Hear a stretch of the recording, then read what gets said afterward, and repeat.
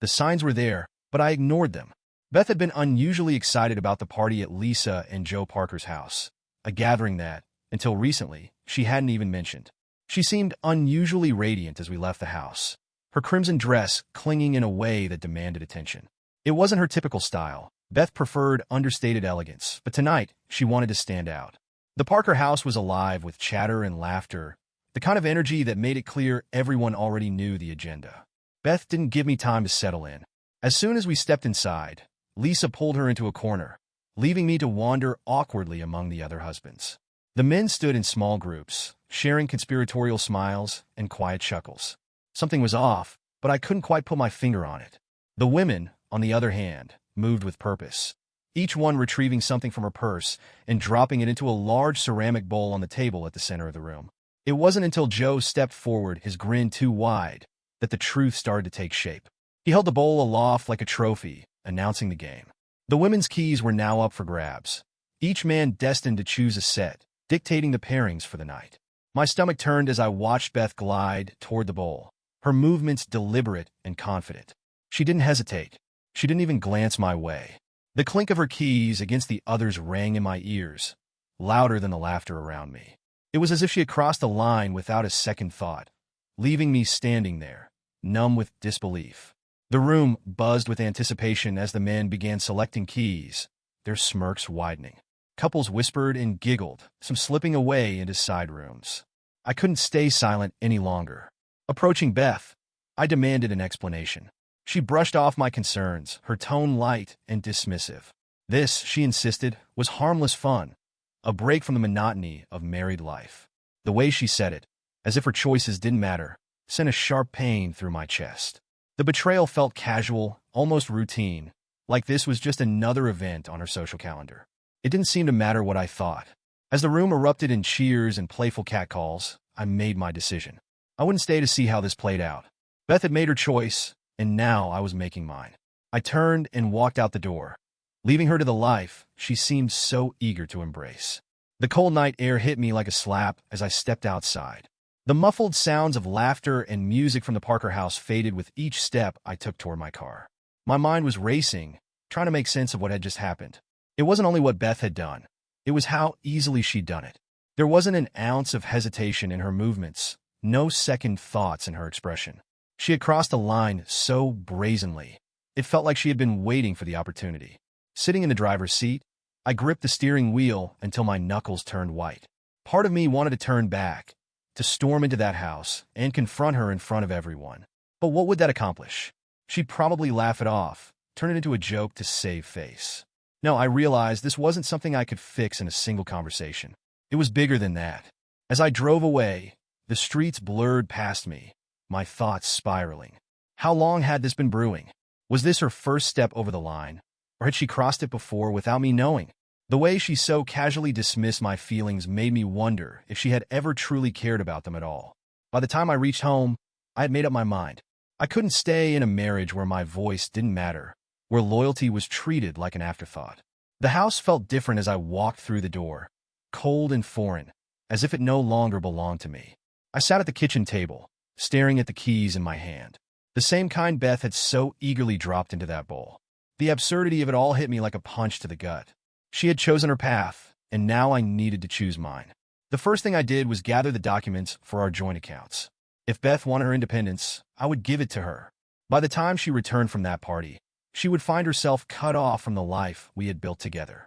I moved methodically, fueled by a mix of anger and clarity. Half our savings would be transferred to a new account under my name.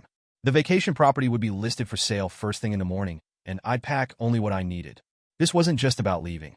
It was about reclaiming my life. I worked late into the night, organizing and preparing.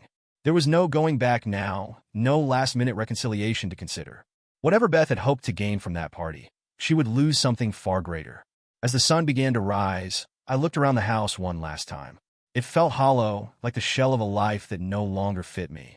Without a note, without a word of goodbye, I locked the door behind me and drove off. The road stretched ahead of me, empty and endless, the soft glow of dawn breaking on the horizon. I didn't have a destination in mind. I only knew I needed to get as far away as possible.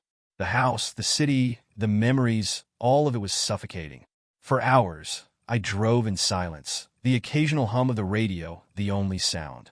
My thoughts replayed the events of the previous night like a broken record. Beth's casual betrayal, her dismissive tone, the way she had acted as though I was the unreasonable one. Eventually, I found myself in a small, sleepy town that seemed frozen in time. It was the kind of place where everyone knew everyone, where life moved at a slower pace. A faded for sale sign outside a gas station caught my eye. The building looked run down, but there was something inviting about its simplicity. I pulled over and stared at it for a long time, weighing my options. I could either spend the rest of my days running from my past or start building a new life here, one piece at a time. The decision came easier than I expected. By the end of the day, I had spoken with the owner, secured the property, and started making plans to fix it up. The first few weeks were grueling. I spent my days scrubbing, repairing, and reorganizing every inch of the gas station, pouring every ounce of energy into making it functional. The work was exhausting, but it kept my mind occupied. At night, when the silence crept in, I'd sit in the small apartment above the station and let the weight of everything settle on me. The loneliness was sharp, but it was better than the betrayal I'd left behind. Slowly, the townsfolk began to take notice of me. They were curious about the stranger who had appeared out of nowhere, but they were kind. A few of them stopped by to introduce themselves, offering advice or a warm meal. Their simple, straightforward nature was a welcome change from the life I had known. One of them was Laura, the town librarian. She was warm and easy to talk to, with a quick laugh that made the long days seem shorter. At first, I kept her at arm's length. Trust didn't come easily anymore. But she had a way of sneaking past my defenses without even trying. For the first time in months, I felt a flicker of hope, like maybe this new life could actually work. But as the weeks turned into months, I started to wonder if the past would ever truly leave me. The betrayal still lingered like a shadow, and despite my best efforts to bury it, I couldn't help but wonder if Beth had even noticed I was gone. Life in the small town began to settle into a routine. Mornings were spent opening the gas station and chatting with the regulars who came by for coffee and conversation. Afternoons were quieter, giving me time to work on repairs or handle deliveries. By evening, I'd close up shop, head upstairs to my apartment, and enjoy the kind of peace I hadn't known in years. Laura became a frequent visitor, often stopping by with a book recommendation or just to talk.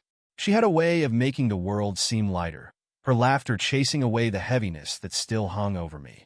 I wasn't ready to let anyone in completely, but her friendship was a lifeline. Still, no matter how far I ran, the past wasn't finished with me.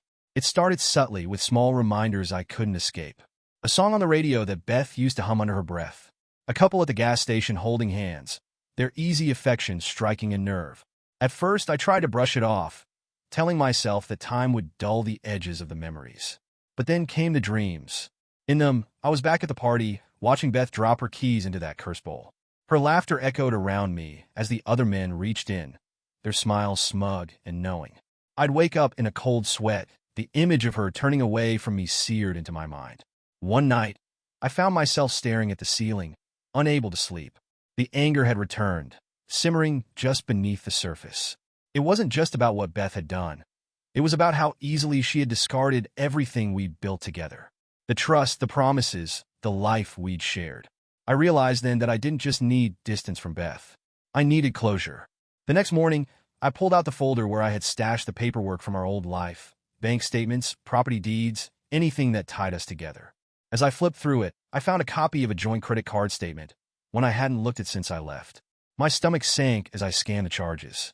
A boutique hotel in the city. A high-end restaurant I didn't recognize. A jewelry store. The dates all lined up with the weeks following the party. Beth hadn't just let go of our marriage. She had thrown herself into her new life without hesitation. The betrayal hit me all over again, but this time it sparked something different. I wasn't just angry. I was determined. If Beth thought she could rewrite our story without consequences, she was wrong. The credit card statement became my roadmap. Each charge told a story, one that Beth likely thought I'd never uncover.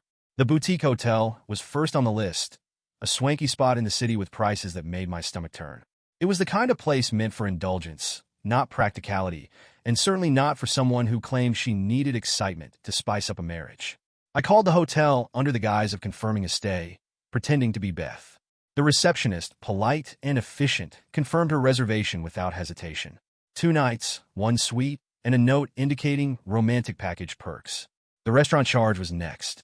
A quick internet search revealed a Michelin-starred establishment known for its intimate ambience. I didn't need to ask for details to know she hadn't been dining alone. The jewelry store was the final blow. I couldn't help but call them. The woman on the other end was eager to help, happily describing the purchase, a gold bracelet with a custom engraving. When I pressed for the words, her response hit me like a freight train. To new adventures. I hung up without saying another word. For hours, I sat at my kitchen table, staring at the list of charges, trying to make sense of it all.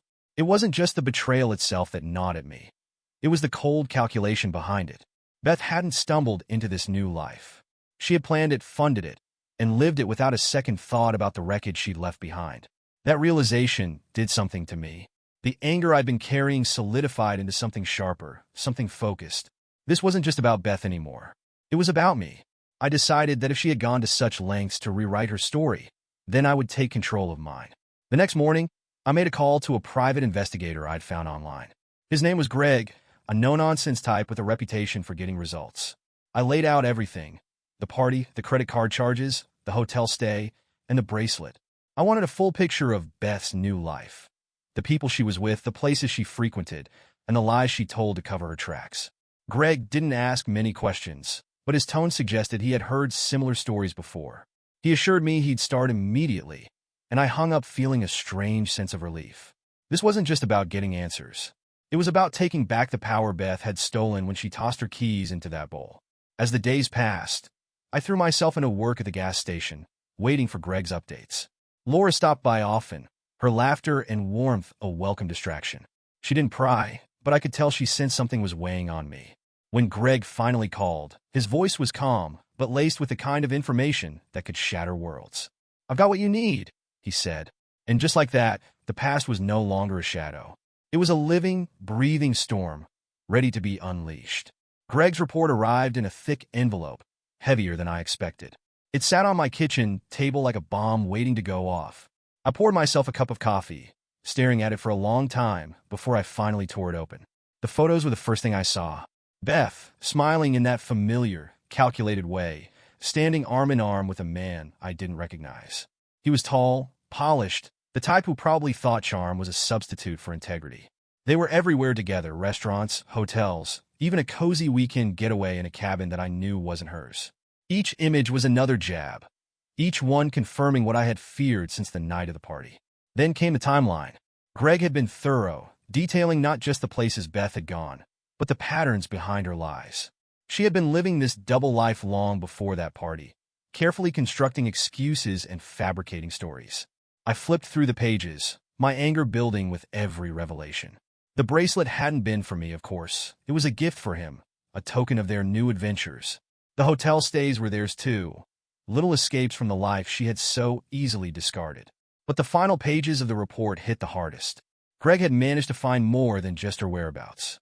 He had uncovered the messages, exchanges that were nauseatingly affectionate, full of promises and plans for a future I was never meant to be part of. Reading her words was like staring into the mind of someone I didn't know. She spoke of me as an obstacle, something she needed to move past in order to find happiness. Her new life, she claimed, was everything she had ever wanted. I closed the report, my hand shaking. The betrayal wasn't just casual. It was meticulous. Beth hadn't stumbled into this. She had orchestrated it. But if she thought I would let her rewrite the narrative without consequences, she was wrong. The next morning, I called Greg. I thanked him for his work and asked him to send me digital copies of everything. He didn't press me for details about what I planned to do with it all. Maybe he sensed that this wasn't just about gathering information. It was about setting the stage for something bigger. I spent the day putting together a plan, one that would ensure Beth couldn't dismiss this as easily as she had dismissed me. It wasn't just about revenge. It was about exposing the truth in a way she couldn't ignore. For the first time in months, I felt a sense of control. The small-town life I had built was my sanctuary, and I wasn't about to let Beth's shadow tarnish it. But she needed to know that her actions had consequences, not just for me, but for herself. That evening, as I closed up the gas station, Laura stopped by with a book she thought I'd enjoy. Her presence was a balm, her kindness a reminder that not everyone in the world was like Beth. We talked for a while, and though I didn't share the details of what I was planning, she gave me the courage to move forward. Beth had taken enough from me. It was time to take something back. 2 weeks later, Beth walked into my gas station, and it felt like the air had been sucked out of the room. I almost didn't recognize her at first. The confident, polished woman I had known was gone, replaced by someone who looked worn down and desperate. Her hair was unkempt, her eyes dull, and she carried herself like someone who had lost more than they cared to admit. When she spotted me behind the counter, her face lit up with a mixture of relief and something else. Hope, maybe? It made me sick to think she believed she could just waltz back into my life like nothing had happened. "Mark," she said, her voice shaky but laced with that familiar charm she always used when she wanted something. I didn't reply. I just stood there, watching her, waiting for her to say whatever she had rehearsed. "I've been looking for you," she continued, stepping closer. "I didn't know where you went. I didn't know if you were okay." The audacity of it almost made me laugh. She hadn't cared about my well-being when she tossed her keys into that bowl, or when she spent months gallivanting around with her new man. "I need to talk to you," she said, lowering her voice as if she didn't want the non-existent crowd to overhear. Still, I said nothing. Beth filled the silence, her words pouring out in a rush. She talked about how she'd made mistakes, about how she thought the life she had chosen would bring her happiness, but how it had all fallen apart. She spoke of regret, of realizing too late what she had lost. I let her talk, not because I cared about her excuses, but because I wanted to hear just how far she would go to rewrite the narrative. When she finally stopped, waiting for me to respond, I simply said, "Why are you here, Beth?" She faltered, taken aback by my calmness. "I want to fix things. I want to make it right between us. Please, Mark, I'm so sorry." Her voice cracked, and for a brief moment, I saw a glimpse of vulnerability. But I had seen this act before. Beth knew how to play the part of the remorseful spouse when it suited her. "I'll think about it," I said finally, keeping my expression neutral. Her face lit up, her hope reignited. She had no idea what I was really planning. That evening, I sat down with Greg's report again, reviewing every detail. I wanted to make sure that when the time came, there would be no room for Beth to deny or manipulate the truth. The next day, I invited her to dinner at one of the nicest restaurants in town. I told her it would be a chance for us to talk, to figure out if there was anything left to salvage. She eagerly agreed, probably imagining some heartfelt reconciliation. Little did she know, this dinner would mark the end of her carefully constructed lies. The day of the dinner arrived, and I prepared meticulously. The restaurant I chose was small and intimate, the kind of place where everyone's business was on display. Beth loved an audience, and I figured this would give her exactly what she wanted, though not in the way she expected. I arrived early, ensuring the staff had everything set up as I requested. The manager, curious but professional, didn't ask too many questions about why I needed their projector and sound system. I paid extra to ensure everything went smoothly. Beth arrived 10 minutes late, a habit she had always claimed made her fashionably tardy. She swept into the room wearing a sleek black dress, her hair carefully styled. It was as if she were trying to recapture the confidence she once had, the image she wanted everyone to see. "Mark," she said, her voice warm, almost tender. "Thank you for agreeing to this. I've missed you." I offered her a polite nod and gestured to the table I had reserved. She smiled as she sat down, clearly believing this was the start of her triumphant return to my life. We ordered, making small talk while we waited for the food. Beth tried to steer the conversation toward happy memories, recounting vacations we'd taken and milestones we'd shared. It was all so rehearsed, so calculated, that it felt more like a sales pitch than a genuine attempt at connection. "I've been thinking about us," she said, her voice soft, "about how good we were together. I know I made mistakes, but I've realized that nothing out there compares to what we had." I nodded, letting her words hang in the air. The time wasn't right yet. When the waiter brought our entrees, Beth's demeanor shifted slightly. She seemed emboldened, her smile more self-assured. "I know it won't be easy," she continued, her fork delicately cutting into her meal. "But I believe we can rebuild.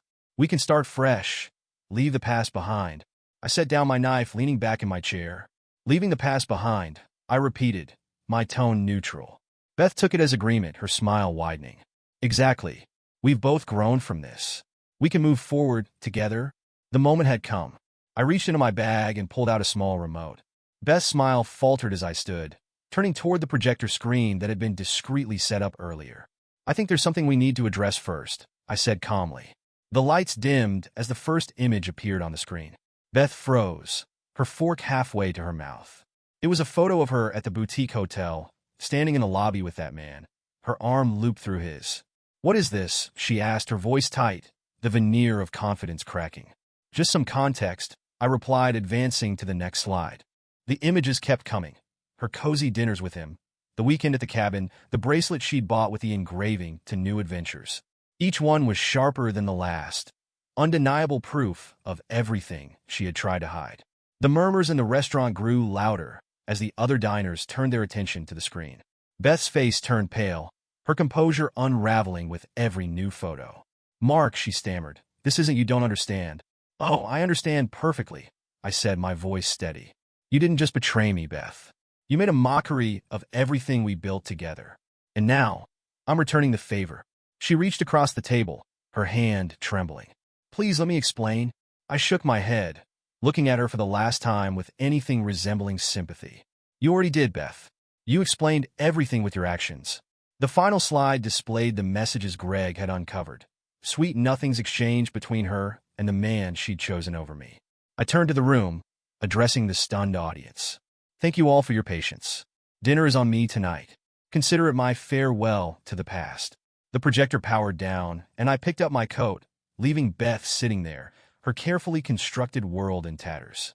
As I walked out of the restaurant, the cool night air hit me like a wave, washing away the tension I hadn't realized I'd been carrying. Behind me, I could still hear the murmurs of the other diners and the faint clatter of silverware. Beth's stunned expression was seared into my memory, a reminder that actions have consequences, even for someone who thought they were untouchable. I didn't linger outside.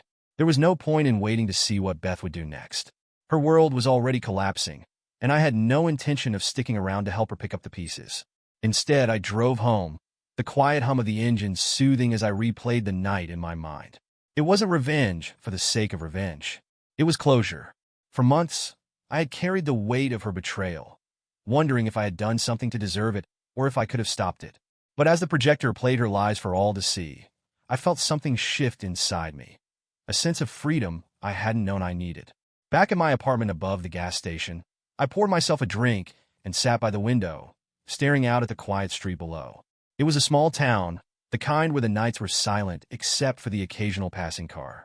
The simplicity of it grounded me, reminding me of how far I'd come from the chaos Beth had left behind. The phone rang just as I was finishing my drink. I didn't need to check the caller ID to know it was her. I let it ring. The voicemail notification chimed minutes later, but I didn't bother listening to it. Whatever she had to say couldn't change anything now. The next morning, I expected to wake up to more calls, maybe even a visit. But Beth didn't show up. Instead, I found myself opening the gas station like any other day, greeting the regulars and handling deliveries. It felt strange, almost anticlimactic, to return to normal after what had happened. Laura stopped by in the afternoon, her warm smile a welcome contrast to the storm I had just weathered. She didn't ask about the dinner, though I could tell she wanted to. Instead, she handed me a book, a lighthearted mystery she thought I'd enjoy. "Thought you could use something to take your mind off things," she said, her tone gentle but knowing. I thanked her, appreciating how she always seemed to know what I needed without prying. By evening, curiosity got the better of me, and I finally listened to Beth's voicemail. Her voice was shaky, a mix of anger and desperation. She accused me of humiliating her, of overreacting to what she insisted were mistakes. But there was no apology, no acknowledgement of the pain she had caused. I deleted the message without finishing it. Beth's words had no power over me anymore. As the days passed, the fallout from the restaurant incident began to spread. Word traveled fast in a small town, and while I hadn't planned for the spectacle to go public, it quickly became the talk of the community. People came into the gas station with curious looks, some even offering quiet words of support. The whispers didn't bother me. If anything, they reinforced what I had already known. Beth's betrayal wasn't just a personal failure. It was a reflection of who she had become. For the first time, I felt like I could finally close that chapter of my life. A week passed before I saw Beth again. She arrived unannounced at the gas station, her car pulling into the lot just as I was locking up for the evening. My stomach tightened at the sight of her stepping out, dressed down in jeans and a plain sweater. It was a far cry from the polished image she had always cultivated. She approached cautiously, her eyes scanning my face for any sign of welcome. I gave her none. "Mark, please," she began, her voice trembling. "I need to talk to you." I didn't answer immediately, instead folding my arms and leaning against the door. She looked smaller somehow, her confidence stripped away. "I'm not here to fight," she continued, her tone softening as if she thought that would break through my defenses. I just want you to understand." Understand? That word almost made me laugh. Beth had spent months lying to me, betraying everything we had built, and now she wanted me to understand? But I didn't laugh. I didn't say anything at all. Her face crumpled at my silence, and she launched into her rehearsed speech. She talked about the mistakes she'd made, about how she'd been swept up in a fantasy that turned out to be hollow. She insisted she never stopped loving me, that she thought the party would be a harmless way to bring excitement into our marriage. I watched her spin her tale, my expression neutral. She was trying so hard to control the narrative, to paint herself as the flawed, but ultimately redeemable victim of her own choices. But I had seen the truth, the photos, the messages, the deliberate way she had built her double life. When she finally paused, her eyes searching mine for a reaction, I gave her one. "You don't get it, do you?" I said, my voice calm but firm. "This isn't about a mistake. It's about who you are. You didn't just make a bad choice, Beth. You made a series of decisions, each one more deliberate than the last. And every one of them told me exactly where I stand in your life." Her lip quivered, and for a moment, I thought she might argue. But instead, she reached for a different tactic, tears. They came suddenly, streaming down her face as she pleaded with me to give her another chance. She talked about rebuilding, about starting fresh, about how she had learned from everything that happened. But the thing was, I didn't believe her. Beth had always been good at saying what people wanted to hear, at twisting the truth to suit her needs. I had fallen for it before, but not this time. "Go home, Beth," I said, my voice steady. "Whatever you're looking for, you're not going to find it here." Her tears didn't stop, but she nodded, as if she had finally realized there was no way back. Without another word, she turned and walked to her car. I stood there for a long time after she drove away, staring at the empty lot. Part of me felt relief, but another part felt a pang of sadness. Not for her, but for the life we could have had if she had been a different person. It was over now, and I was finally ready to let go. Beth didn't call or visit again after that night, and I was grateful for the silence. It gave me room to breathe, to move forward without her shadow hanging over me. But as much as I wanted to close the chapter completely, there were still practical matters to address. We hadn't formally divorced yet, and the thought of dragging out the process weighed heavily on me. I decided it was time to make it official. I contacted a lawyer in the nearest city, someone highly recommended by one of the locals, and laid everything out for him. The evidence I had, photos, messages, and financial records, painted a clear picture of infidelity. My lawyer assured me it would make the proceedings straightforward. There would be no debate about who was at fault. Filing for divorce brought an unexpected mix of emotions. On one hand, it felt liberating to take the final step toward cutting ties with Beth. On the other hand, it forced me to confront the memories of what we had once been. There had been good times, of course. I wouldn't have married her otherwise. But looking back, I realized those moments had been tainted by her ability to manipulate, to twist situations to suit her needs. The signs had been there all along. I just hadn't wanted to see them. The divorce papers were delivered to Beth within a week. I didn't hear from her directly, but my lawyer relayed that she had been upset and emotional. Good. I had spent months carrying the weight of her choices, questioning what I could have done differently. Now it was her turn to face the consequences. Life in the small town continued to feel like a balm for my wounds. Laura became an even bigger part of my days, her presence a constant reminder that kindness and sincerity still existed in the world. She never pushed for details about Beth or the divorce, but I could tell she understood the gravity of what I was going through. Her quiet support meant more to me than any grand gesture ever could. One afternoon, as we sat on a bench outside the library, Laura handed me another book. "This one's a little heavier," she said with a soft smile, "but I think you'll appreciate it." I took it, glancing at the title. It wasn't the kind of thing I normally pick for myself, but I trusted her judgment.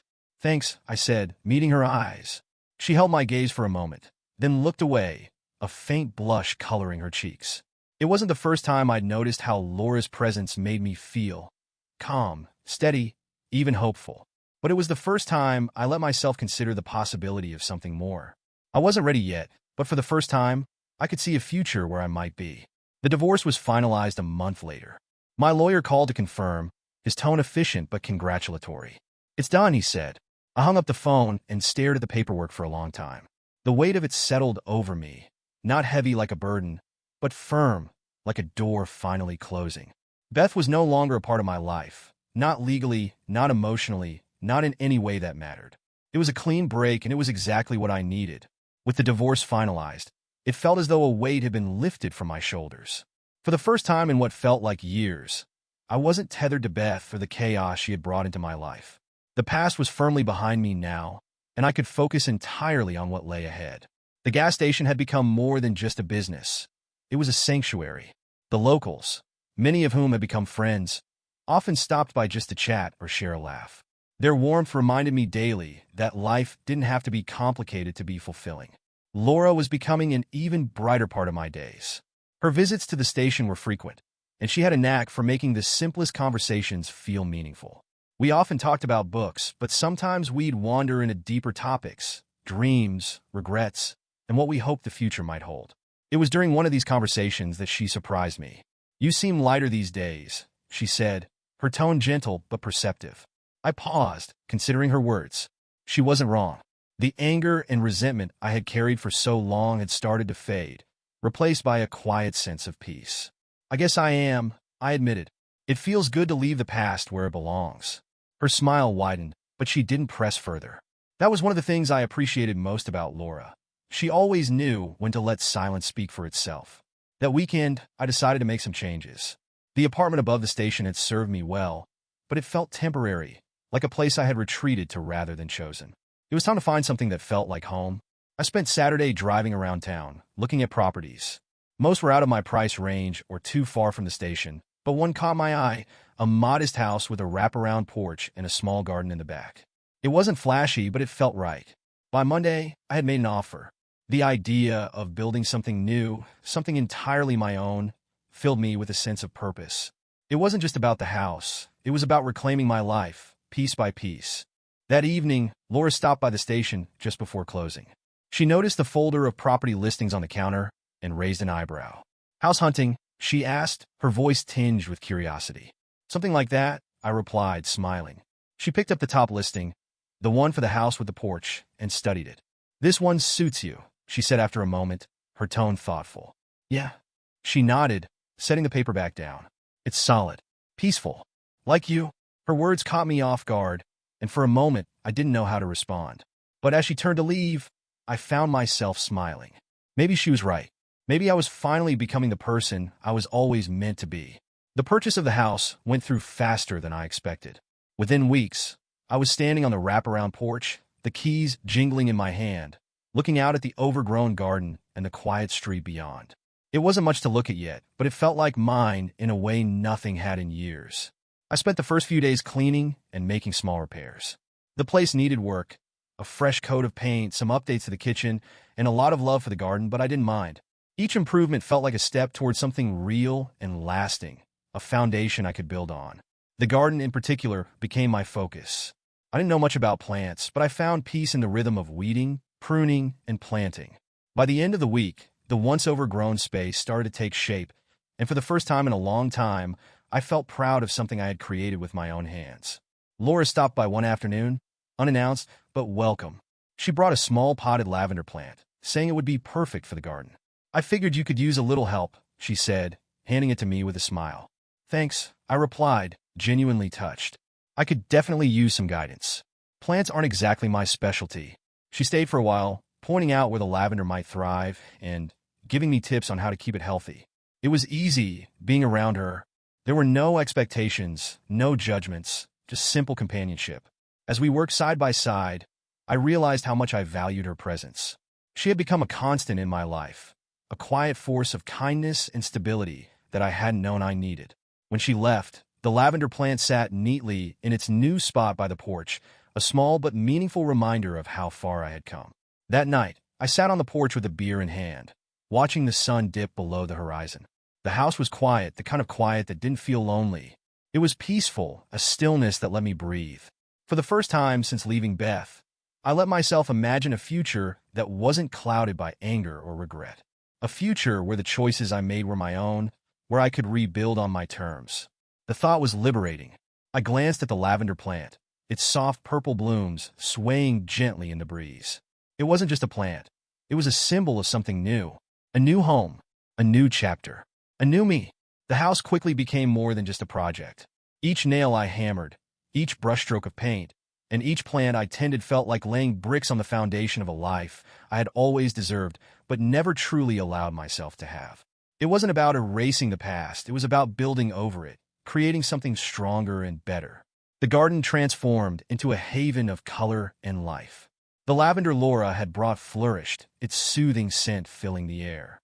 I added rows of sunflowers along the fence and patches of daisies near the walkway. The process was slow, but with every new bloom, the house started to feel like home. Laura stopped by more often. At first, it was to check on the garden or drop off a book she thought I'd like. But over time, her visits became less about excuses and more about simply being there. We'd sit on the porch in the evenings, sharing stories about our lives, our struggles, and our hopes. One evening, as the sun dipped below the horizon, she mentioned her parents' old farmhouse. They had this enormous apple tree in the yard, she said, her eyes distant with nostalgia. I used to sit under it with a book, completely lost in my own world. It's where I learned to love stories. The way she spoke made me think of the quiet moments I had started to cherish. The mornings in the garden, the evenings on the porch, the calm that had replaced the chaos Beth had left behind. What happened to the tree? I asked. It's still there, she replied. But the farmhouse was sold years ago. I haven't been back since. I could see the longing in her expression, the way the memory tugged at her. It reminded me of how much we carry with us, the pieces of the past that shape who we are but don't define where we're going. One morning, as I was weeding near the porch, Laura showed up with a picnic basket. She smiled shyly, as if unsure how I'd react. I thought you could use a break, she said, holding it out. We spread a blanket in the garden, surrounded by the flowers I'd planted. She had packed sandwiches, fresh fruit, and a thermos of iced tea. It was simple, but it felt like the kind of moment that didn't need anything more. As we ate, the conversation flowed easily, moving from light-hearted banter to deeper topics. For the first time, I told her about the divorce. Not the details, but the way it had forced me to confront what I wanted from life. I think I spent too much time trying to be what someone else wanted, I said. Now, I'm figuring out what I want to be for myself. Laura didn't say much in response, but the look in her eyes told me she understood. That evening, as the stars began to dot the sky, I realized how much had changed in such a short time. The anger and resentment I had carried for so long had given way to something gentler, something hopeful. For the first time, I wasn't just moving forward, I was letting someone in. It happened on a quiet Saturday evening, not with a grand gesture or dramatic moment, but with something simple and true. Laura and I were sitting on the porch, the fading light casting long shadows across the garden. The air smelled of lavender and freshly watered soil, and the world felt still, like it was holding its breath. I turned to Laura, noticing the way the light caught in her hair, the softness in her expression. She had become such a constant presence in my life that I hadn't realized just how deeply I'd come to value her. For a long moment, neither of us spoke.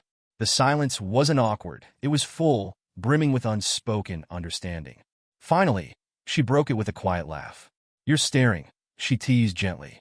"Just thinking," I replied, my voice steady. Her smile softened. "About what?" I hesitated, not because I didn't know what to say, but because the weight of the moment felt so real. "About how much life can change," I said, "and how sometimes, when you stop looking for what you thought you wanted, you find what you actually needed." Her gaze met mine, and in that instant, I knew I didn't need to say anything more. She understood. She always had.